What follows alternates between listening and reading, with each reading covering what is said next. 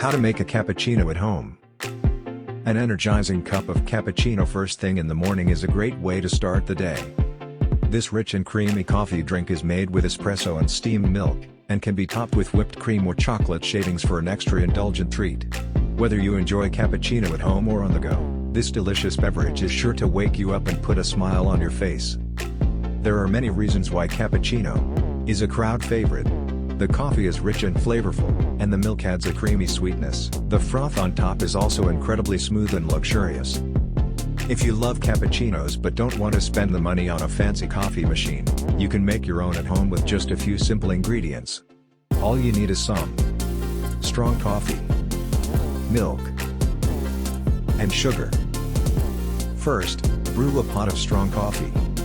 While it's brewing, heat up some milk in a pile of the microwave. If you're using the microwave, be careful not to let it boil over. Once the coffee is ready, pour it into a mug and add the hot milk. Stir well and enjoy. If you want to sweeten it up, add a tablespoon or two of sugar. Enjoy.